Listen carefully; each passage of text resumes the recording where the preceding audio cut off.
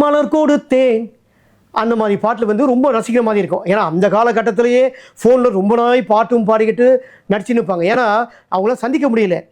பல வருஷ கணக்கில் பொத்து அவங்க மீட் பண்ணும்போது அவங்களோட ரியாக்ஷன் எப்படி இருக்கும்?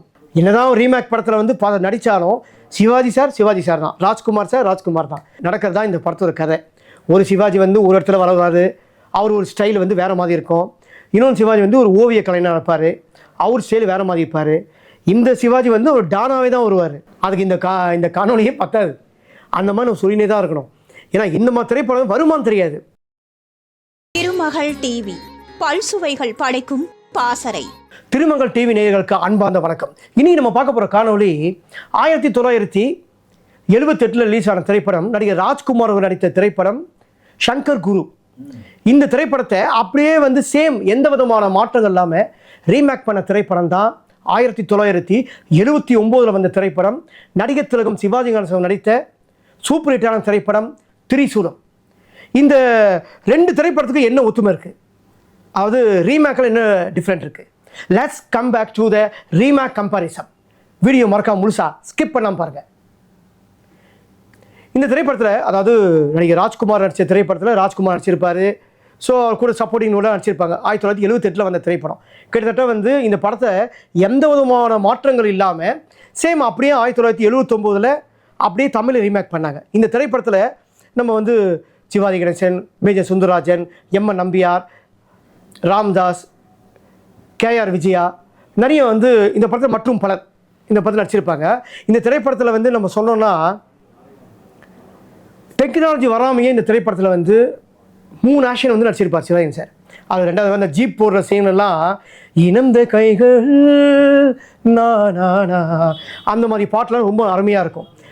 அந்த மாதிரி திரைப்படத்தில் வந்து ராஜ்குமார் நடித்த திரைப்படத்தில் இருக்குமான்னு கேட்டால் இருக்கும், ஆனால் அந்தளவுக்கு இருக்காது.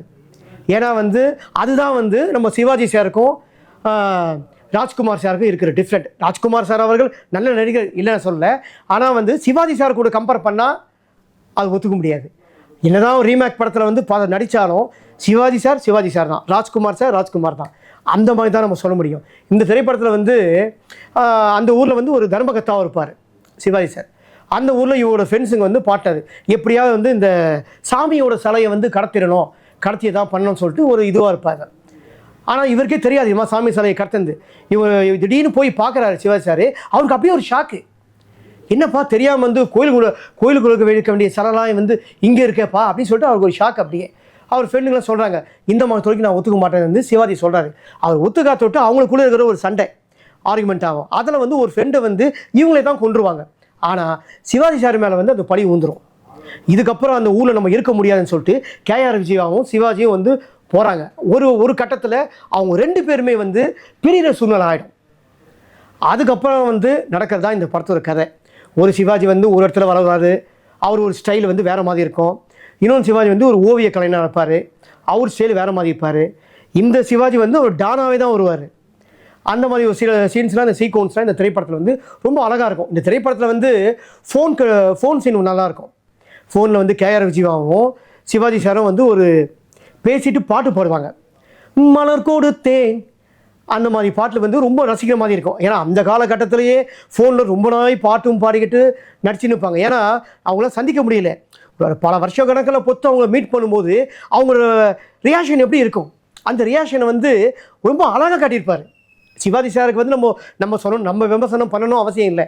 ஏன்னா அவர் எந்த அளவுக்கு வந்து அந்த இடத்துல ஆக்ஷன் கொடுத்துருப்பான்னு இந்த திரைப்படத்தை பார்த்தவங்களுக்கு நல்லா தெரியும். இந்த திரைப்படத்தில் நம்ம வந்து ராஜ்குமாரும் இந்த ஃபோன் கட் சீன் நடிச்சிருப்பார். அந்த கன்னட படமும் போட்டு பாருங்கள், தமிழ் படம் திரிசூலமும் போட்டு பாருங்கள். ரெண்டுத்துக்கும் வந்து ரீமேக் கம்பேரிசத்தை பாருங்கள். பார்த்தீங்கன்னா வந்து உங்களுக்கு வந்து அந்த சீனில் எந்த அளவுக்கு நடிச்சிருப்பார் சிவாஜி சார் உங்களுக்கே தெரியும். ரீமேக் பண்ண திரைப்படமாக இருந்தாலும் இந்த நடிப்புக்கு வந்து அவர் உயிர் கொடுத்துருப்பார். அதனால தான் வந்து அவர் நடிகர் திலகம் சிவாஜி கணேசன். ஓகேங்களா? இந்த திரைப்படத்தில் வந்து மெயின் வந்து இந்த திரைப்படம் எந்த காலகட்டத்திலையுமே அழியாத திரைப்படம். ஏன்னா வந்து கிட்டத்தட்ட ஒரு 47-48 வருஷம் ஆயிடுச்சு இந்த திரைப்படம். ஆனால் இந்த மாதிரி திரைப்படங்களாம் ரீரிலீஸ் பண்ணால் பெட்டராக இருக்கும். புது படத்தெல்லாம் ரீரிலீஸ் பண்ணுறதை விட இந்த மாதிரி திரைப்படத்தெல்லாம் யாரும் பார்த்துருக்க மாட்டாங்க. அந்த அளவுக்குலாம் இப்போ இருக்கிற 2K கிட்ஸ்க்கெலாம் பார்த்துக்க மாட்டாங்க.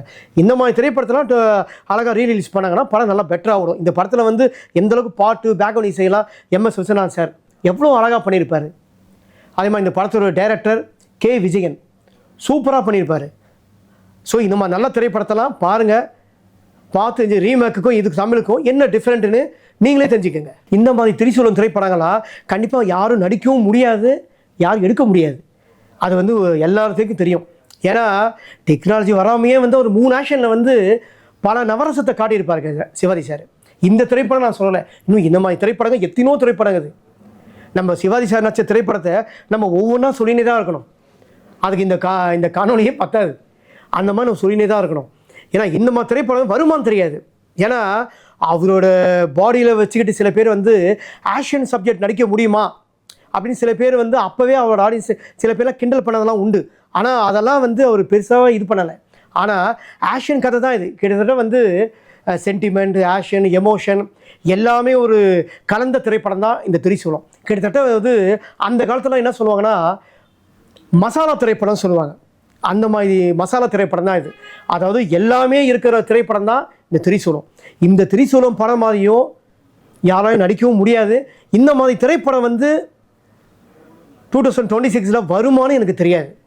இந்த மாதிரியான காணொளி நம்ம திருமகள் டிவியில் பழைய திரைப்படங்களை பற்றியோ இன்னும் எத்தனையோ படங்களை பற்றி வந்து சுவாரஸ்யமான நிகழ்ச்சிகளை வந்து திருமகள் டிவியில் இன்னும் சுவாரஸ்யமான விஷயங்களை நம்ம திருமகள் டிவியில் கண்டிப்பாக ஒவ்வொன்றா உங்களுக்கு சொல்லப்படும்.